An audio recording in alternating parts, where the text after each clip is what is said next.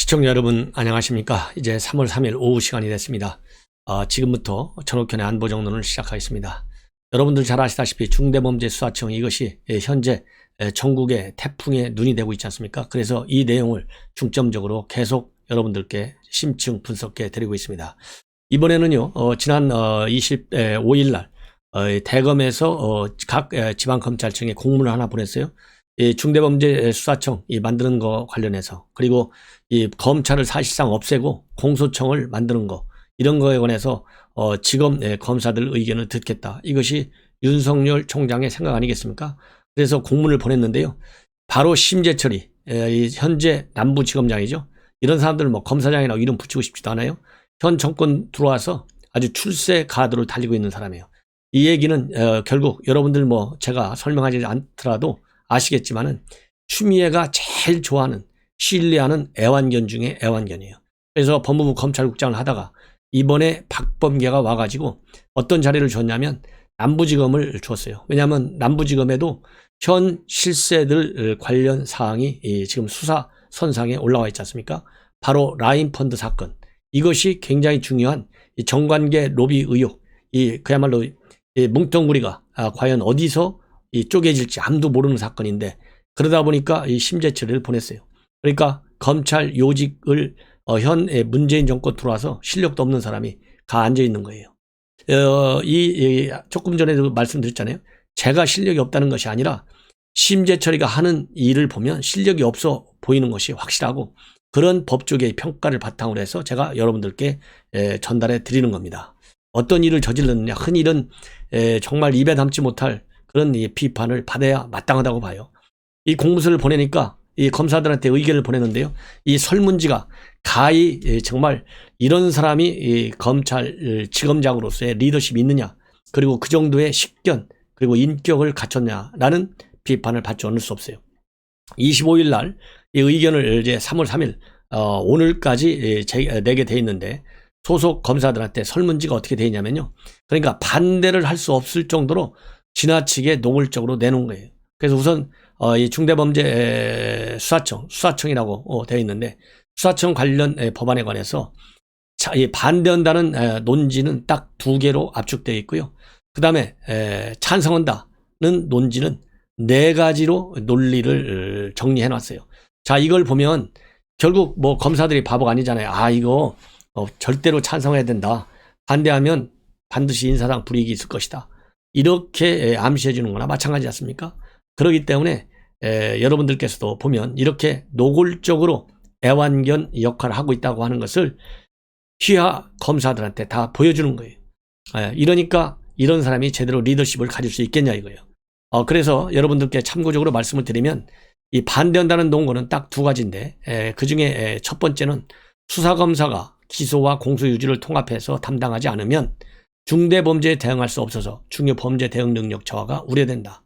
그리고 2번째 논거는, 반대 논거는 현대 범죄의 복잡성 및 전문성으로 인해서 수사 초기부터 검사가 개입하고 수사를 주도하는 방향으로 가는 것이 세계적 흐름이다. 이 내용을 보면 전반적으로 윤석열 총장이 이미 2차례에 걸친 언론 인터뷰를 통해서 발표한 내용, 그리고 여러분들께 보도해드린 내용과 맥락을 같이 한다, 이렇게 보여지고요. 그 다음에 2번째, 그러면 반대는 왜 반대하게 되느냐. 앞에 찬성은 2가지 논리밖에 없잖아요. 근데 4가지 논리를 제공하고 있어요, 검사들한테. 첫째는 수사와 기소를 하나의 기관이 담당할 경우에는 통제 불가능한 수사권 남용 및 수사가 곧 기소로 이어지는 기소권 남용의 위험이 상존한다. 이게 어떻게 자동적으로 됩니까? 사안의 중요성, 그 다음에 사안이 그야말로 기소가 됐을 때 유죄 판결을 받아야 되잖아요. 무죄 판결을 받으면 검사들 점수 잃어요, 근무 성적이. 그렇기 때문에 유죄 판결을 받을 수 있는 사안에 받을 수 있도록 많은 증거 보완이 필요하잖아요. 그럴 때 기소가 이어지는 것이지 다 기소하는 게 아니지 않습니까? 둘째는 수사와 기소의 기관은 분리하여 수사권 남용을 통제하되, 중요 범죄는 수사 초기 단계부터 기관 간 소통과 협력 강화로 대응이 가능하는 등 범죄 대응 역량 저하 우려가 없다. 범죄 대응 역량이 왜 우려가 없습니까? 수사한 검사만큼 그 수사를 한 이 범죄 행위의 뭐라고 그럴까요? 그 세세한 그 디테일을 제대로 아는 사람이 누가 있어요. 그러니까 문서로만 보고서 기소 여부를 결정하는 거하고 수사한 사람이 그 수사 범죄인의 심리적 특성까지 전부 분석해서 조서를 쓰고 그걸 가지고 기소를 해서 공소를 유지하는 거고 누가 더 낫겠어요? 제가 여러분들께 말씀을 드렸잖아요. 진단한 의사가 처방까지 내리고 그리고 수술까지 할 때 제대로 이 환자를 말하자면 치유할 수 있는 것인데 진단만 해놓고 진단한 서류, 이 진술서만 딱 서류만 진단 서류만 잘 정리해서 그거를 수술 검사한테 줬을 때 과연 수술 검사가 그리고 처방을 내리는 의사가 검사가 아니고요. 의사가 과연 얼마나 더 잘하겠느냐. 진단을 한 의사만큼 환자의 특성을 잘 아는 사람이 어디가 있겠어요? 그래서 저는 수사와 기소는 검사가 기소권을 남용하지 않도록 통제장치를 두는 것이 훨씬 더 유용하고 실효성이 있는 것이지. 그렇다고 해서 뭐가 무섭다고 해서 못 담는다. 이런 얘기가 있잖아요. 이건 잘못된 것이다. 셋째, 검찰청 수사관보다 수사청 수사관의 지위와 역할을 획기적 제고로 수사력 강화로 이어지고 능력 있는 수사 검사들과 로스쿨 출신 변호사들의 수사관 진입으로 수사력 강화가 예상된다. 자, 그러면요. 여러분들 한번 생각해 보십시오. 검찰은 그야말로 지금 수십 년간 대한민국 역사와 같이 하잖아요. 그러면 수사청 새로 생기잖아요. 거기에 이 능력 있는 검사들이 그야말로 정치바람을 타는 수사기관이 수사청 아니겠어요? 이거 문재인 정부 끝나면 어떻게 될지 모르잖아요. 그러면 검사도 공무원이에요. 공무원들의 기본은요. 신분 안정성이 굉장히 중요합니다. 왜? 신분 안정이 됐다고 하는 것은 내가 오랫동안 공직자를 하겠다. 그런 무슨 생각도 물론 있겠지만은 신분의 안정성은 왜 중요하냐? 내 전문 지식을 국가와 국민을 위해서 쏟아 넣을 수 있는 그러한 신분이 보장되는 거예요. 그래서 신분 안정성이 굉장히 중요해요. 그런데 이 수사청은 지금 살아있는 권력을 못하게 하기 위해서 만들어 놓은 거예요. 그러면 문재인 정권이 영원합니까? 아니잖아요. 이거 문재인표 수사청? 이거 누가 믿겠어요? 이 신뢰성과 정치적 중립성을. 이거 오래 못 가요. 그렇잖아요. 그러면 실력이 좀 모자라는 사람들, 신생 수사관들, 검사들이 갈 수밖에 없어요. 검찰 뿌리가 있는 그야말로 지조가 있는 실력이 있는 이런 검사들은 내가 검사 들어갈 때부터 내가 이 의지가 있어서 간 거 아니겠어요? 그래서 검찰을 지키려고 하는 의지와 사명감, 명예심, 자긍심이 굉장합니다. 안 가게 돼 있어요. 그리고 로스쿨 나온 이 변호사들, 실력 있는 변호사 있을 수 있죠.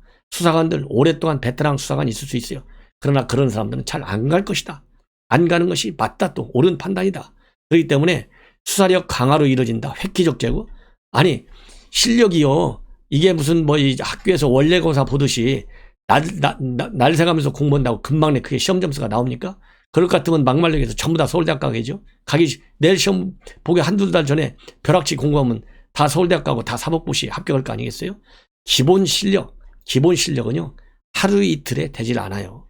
많은 자료 연구와 그리고 훌륭한 또 선배, 사수, 은사가 있어야 돼요. 그러면 검찰의 경우에는 층층이 계급별로 꼭 계급이 중요한 건 아니지만은 그야말로 노하우를 많이 가지고 있는 우수한 선배와 상사가 있어요. 여기에서 실력이 따지는 것이지 하루아침에 이렇게 지금 셋째 이유로 얘기한 듯이 획기적으로 제거가 되지 않아요. 그러면 그 수사력이 강화될 때까지 제대로 된 수사가 안 되잖아요. 이게 얼마나 실효성이 약화되는 것이냐. 이건 말이 안 되는 것이다. 이렇게 저는 비판하고 싶어요. 그 다음에 넷째는 뭐냐면 수사와 기소기관이 분리되면 수사기관의 수사권 남용 시 기소기관인 검사에게 실질적 변론이 가능하다. 이거 실력이 있어야 되는 것이죠. 그게 무조건 두모 쪼개듯이 쪼갠다고 해서 실질적 변론이 가능합니까? 수사한 검사가 그렇게 증거를 다 동원하고 논리를 동원하고 법리를 다 동원해도 법원에서 무죄 판결되는 거 요즘 많잖아요. 그래서 3심제도가 있는 거예요. 어떻게 실질적 변론이 가능해요? 실질적 변론 가능성이 상당히 줄어들 그런 우려와 위험이 있어요. 그렇기 때문에도 저는 이 수사청 설립에 반대하는 겁니다. 그래서 제가 지금 말씀드린 4가지 조목조목 제가 반박해 드렸는데 시청자 여러분들께서 생각하실 때 제 논리에 공감을 하시면 꼭 본 방송 특히 SNS를 통해서 많이 좀 전파해 주십사 당부를 드립니다. 그래서 지금 법조계에서 이걸 가지고 찬성 논거의 인권수사 효율을 강조하고 반대 논거까지 반박하는 내용까지 적어놓으니까 수사청법에 반대하면 말 그대로 적폐검사처럼 보이지 않겠느냐. 수사청 설치가 될 경우에는 오히려 수사기관의 인권 침해 가능성이 더 크고 수사 효율이 떨어진다는 것이 법조계 다수 의견인데 이것은 쏙 뺐다. 지금 이렇게 비판하고 있다고 합니다. 그리고 이러한 이 중요 법안에 관한 설문은 당연히 각 일선 지검장이 직접 작성하거나 최종 수정하는데 이것도 심재철 지검장이 직접 달성했을 가능성이 크다. 이렇게 지금 나타나고 있어요. 그래서 이 심재철 참고적으로 아까 말씀드린 대로 애완견 중에 애완견, 추미애 라인이고요. 추미애 인사청문회 때 언론 홍보팀장을 맡았고 그 이후에 대검에 가서 반부패 강력부장, 법무부 검찰국장 이렇게 핵심 요직을 꿰차고 돌아다닌 사람이 바로 심재철이에요. 예.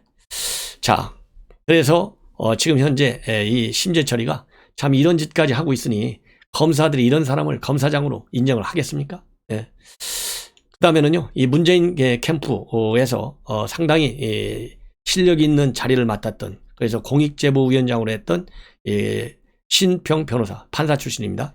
여러분들 종종 이 문재인에 대해서 쓴 소리를 내놓는 사람이에요. 그래서 이 중대범죄수사청 설치하는 것은 친위 쿠데타의 일환이다. 강력히 반발하고 있습니다. 그러면서 이 수사청 법안의 핵심은 더도 말고 덜도 말고 검찰에서 수사권을 완전히 박탈하겠다는 것이다. 제도적 정비도 제대로 갖춰주지 않은 채 검찰의 수사권을 대폭 경찰에 이양하더니 이제는 이거로도 부족하다고 판단한 모양이다. 그래서 그들은 국가의 중추 기능인 사법 기능을 장악해야겠다는 생각을 굳힌 듯 하고 도대체 국민을 아무리 개돼지로 안들 이런 뻔뻔스러운 짓을 하지는 않을 것이다. 한마디로 말해서 검찰에게서 수사권을 완전 배제하는 나라는 이 세상에 없다. 도저히 상식으로는 이해할 수 없는 행위를 하는 데는 바로 이와 관련한 사정이 작용했을 수 있다. 그들은 검찰과 법원 그리고 경찰을 장악하여 지금의 정치판을 뒤집으려는 목적을 가지고 있다. 그래서 그들이 다시 권력을 잡는 정권 재창출을 의도하여 극한 행위에 나선 것이 아니냐. 여기서 극한 행위라는 표현까지 쓰면서 비판하고 있어요. 이 정도가 되면 얼마나 이 수사청을 만드는 것이 잘못된 것인지 법리적으로도 우리가 충분히 이해할 수 있다. 그래서 그런 면에서 이 중수청 설치 의무는 친위 쿠데타의 성격을 가질 수 있다고 이렇게 비판하고 있습니다. 그래서 몬스터가 몬스터를 낳는다는 말이 있다. 이렇게 얘기를 하고 있고요. 지금 수사청 설치를 포효하는 이런 사람들은 절대 촛불혁명의 계승자가 될 수 없다. 오히려 그들은 반대로 옛날의 어두운 전제적 통치에서 생긴 어둠의 자식들이다. 우리는 그들에게 맞서야 한다. 우리와 우리 자식들이 누릴 소중한 민주주의를 지키기 위해서 담대히 나아가 그들의 사법기능 장악 음모를 분쇄하자. 이렇게 지금 강력히 성토를 하고 있습니다. 그리고 여러분들께 말씀을 드린 대로 지금 방금 보도 내용을 보면요. 지금 검사들이 불을 끓고 있는데 이 박범계 오늘 아침에 출근길에 뭐라고 하겠냐면 윤석열 총장한테 내가 만나고 싶다고 얘기했는데 답이 안 오고 있다. 이렇게 얘기했어요. 이것과 가지고 지금 검찰 내부에서 도대체 윤석열 총장이 박범계를 만나서 무슨 얘기를 하겠느냐. 이미 인사 때도 패싱을 했고 요식행위로 만난다는 게 무슨 의미가 있느냐. 더군다나 본인은 이 수사청과 관련해서 국회의원으로서 당론을 따르겠다라고까지 한 사람인데 이런 사람하고 무슨 대화를 하겠느냐. 그래서 정의와 법치를 수호해야 할 법무부 수장이 정파성을 강조한 것은 대단히 잘못된 것이다. 이렇게 강력히 비판을 하고 있습니다. 예. 그 다음에 홍준표 의원도 또 나서서 이 중수청 설치에 관해서 강력히 비판하고 있어요. 도대체 뭐가 무서운 것이냐. 무서워서 이런 걸 설치하려고 하느냐. 강력히 비판하고 있는데요. 바로 오늘 이 페북을 통해서 비판하고 있습니다. 공수처에 이어서 중수청을 또 설치한다고 난리 법석이다. 집권 말기에 와서 국가수사청, 공수처를 설치해서 검찰의 힘을 빼더니 이제 와서 검찰 수사권을 마지막으로 해체하는 수순인 중수청을 설치한다고 한다. 벼락 출세한 중앙지검장을 앞세워서 중앙지검 특수 4부까지 만들어, 이거 이성윤이 얘기하는 거예요. 만들어 이명박 박근혜 정권 적폐수사를 강행하면서 이거 윤석열 총장을 얘기하는 겁니다. 죄송합니다. 그렇게도 모질게도 이 정치보복을 하더니 정권이 넘어가면 차기 정권이 또 다른 검찰 간부를 앞세워서 문재인 적폐수사를 자기들이 당할 수도 있겠다는 두려움이 크기 때문에 이런 검찰 해체해야 되겠다고 생각했을 것이다. 이렇게 비판하고 있어요. 그러면서 국민들이야 어떤 수사체제가 들어온들 무슨 상관이 있습니까만 그렇게 정치보복에 견마지로를 당한 검찰이 토사구팽되어 몇 달 남지 않은 검찰총장이 별 의미 없는 짓까지 건다고 비장하게 말하는 것을 보는 지금의 검찰 현실을 나를 포함한 검찰 선배들은 과연 어떤 기분으로 보고 있을까, 이렇게 한탄을 하고 있습니다. 그러면서 끝으로 권력의 사냥개 노릇이라 하면 그런 꼴을 언젠가 당할 수도 있다는 것을 진즉 알았어야 했는데 만시지탄이다. 그러면서 윤석열 총장도 지금 때리고 또 이 승수청을 만들겠다는 여당도 함께 때리고 있는 것이 이 홍준표 의원의 이 페북글이다. 그리고 정세균 총리의 오늘 오전에 윤석열 총장을 공개 비난했잖아요. 이 사람이 정치이구나, 이거 행정 책임자가 아니구나, 도대체 행정과 정치는 완전히 다 다르다, 문화도 다르고 또 실행하는 방법과 내용도 다 달라야 되는데 마치 정치인인지 그냥 평범한 행정가나 공직자의 발언 같지가 않다, 이렇게 강력히 비판하고 있는데요. 여러분들 종종 미스터 쓴소리, 이 현 문재인 정권에 대해서 이 비판적 시각을 가지고 있는 조국 흑서 저자 김경률 회계사죠. 민변 경실련 참여연대 출신입니다. 총리 본인이 뉴스공장에서 이러는 건 매우 부적절하다. 그러면서 내로남불의 화신들, 엊그제 국회의장 질하다, 국무총리 하실라 삼권 분립은 엿 바꿔 두셨다, 이렇게 비판하고 있습니다. 이런 걸 보더라도 제가도 이 정세균 총리 비판했지 않습니까? 이 비판의 소리를 듣지 않을 수 없는 발언을 어설프게 했다, 이렇게 보시면 돼요. 자, 그리고 이제 이 남북관계, 미북관계 얘기를 하겠습니다. 조셉 이온, 그야말로 이 바로 전 정부에서 미 국무부의 대북정책 특별 대표를 한 분이에요. 그래서 이 화상회의를 했습니다. 이 화상회의를 했는데 이 화상회의를 통해서, 이건 이광재 의원이 주재한 화상 간담회입니다. 이 바이든 시대 더 나은 한미 관계를 향하여라는 주제로 어제 열렸던 화상회의인데요. 지금 워싱턴 정가에서 굉장히 우려하는 사항이 이루어지고 있다. 그게 뭐냐? 한국이 안보를 희생하면서 북한을 선거에 활용하지 않을까 우려하고 있다, 이렇게 지금 밝히고 있어요. 그러면서 국회의원들이 북한 제재 완화나 원조 주장에 정치적인 목적이 없다는 걸 정확히 보여주면 그것이 가능할 텐데 현재 정부 여당이 그러한 목적이 없다고 입증하기는 쉽지가 않다. 나만이 북한에 지나치게 관대한 것이 아니냐는 우려가 커지고 있다. 지금 북한에서 정말 비핵화나 또 미국이 원하는 방향의 행동이 나오지 않으면 제재 완화는 절대 없을 것이다, 이렇게 비판하고 있어요. 이런 걸 보면 지금 미국 내에서도 이 선거에 이용하기 위해서 지금 문재인 정부가 얼마나 지금 흥분해서 뛰고 있는지 아시잖아요. 그래서 지금 바이든 정부를 움직이기가 쉽지 않으니까 스가를 움직이려다가 스가도 안 움직이고 있잖아요. 이게 문재인 정부 외교의 무능의 현장이에요. 그래서 이런 이 문재인 정부를 다 읽고 있기 때문에 지금 미국 정부에서, 워싱턴 정가에서는 이러한 문재인 정부의 대북 접근 자세 굉장히 우려하고 있고, 이번 보궐선거, 내년 선거에 써먹을 것이 굉장히 걱정된다, 이런 분위기를 그대로 지금 전달하고 있습니다. 그리고 바이든 행정부에서도요, 전에 오바마 행정부 때 꺼내들었던 대북 전략, 즉 북한이 미사일을 발사하기 전에 미리 무력화시키는 그러한 전략을 지금 검토하고 있는데요. 이것이 이제 오바마 정부 때는 일종의 선제 타격이었고, 그리고 이 바이든 그 당시에도 오바마 정부 때도 검토를 했어요. 왜냐하면 북한의 미사일, 핵 미사일 능력이 고도화되기 때문에 해서 발사한 다음에 격추시키고 요격시키는 것은 사실상의 이 한반도에서의 이 전쟁 위기 가능성을 원초적으로 제거하는 데는 어렵다. 그래서 발사할 징후가 보이면 먼저 공격하자. 그래서 나온 게 선제 타격이거든요.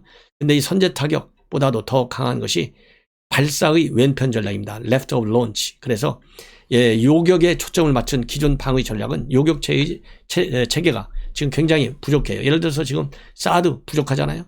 그리고 미국이, 북한이 최근에 최첨단 미사일들을 너무나 많이 개발했어요. 그러다 보니까 이러한 이 북한의 첨단 미사일 공격 능력이 굉장히 세졌습니다. 그러다 보니까 요격망이 취약하다는 그런 문제점들이 제기되고 있어요. 그래서 이 미사일을 북한이 발사를 준비하고 그 다음에 상승 하강, 이 4단계에서 발사의 왼쪽에 있는 발사 준비 단계에서 미사일 기지나 이동식 발사대를 무력화시키는 이러한 전략을 지금 검토 중에 있다고 합니다. 이 전략을 갖다가 이 발사의 왼편 전략, 이렇게 여러분들께서 꼭 알아두시기를 당부드립니다. 그리고 최근에요, CNN에서 보도한 건데, 제프리 루이스 미들베리 국제연구소 동아시아 비확산센터 소장이 인공위성 미국이 촬영한 거 이걸 분석해 보니까 용독동에 있는 핵시설을 은폐하려는 조치를 지금 김정은이가 취하고 있다. 그래서 이 북한이 핵 보관시설로 지금 알려져 있는 용독동 핵시설 지하 터널 입구를 가리려는 그러한 이 움직임을 보이고 있고, 그래서 이 건물 새로운 이 건물 구조물들을 지은 것으로 그렇게 지금 알려지고 있습니다. 이것만 보더라도 북한은 절대로 핵을 포기하지 않겠다는 의사를 다시 한번 보여주는 것이라는 점에 의미가 있는데요. 이 문재인 정권 이러한 이 새로운 이 위성 사진 제대로 좀 분석해야 된다, 이런 것을 저는 지적하고 싶습니다. 시청자 여러분, 이것으로 제 방송을 또 마치고요. 계속해서 중요한 뉴스 빠지지 않고 열심히 분석해 드리도록 하겠습니다. 시청자 여러분들께서 많은 시청 당부드립니다.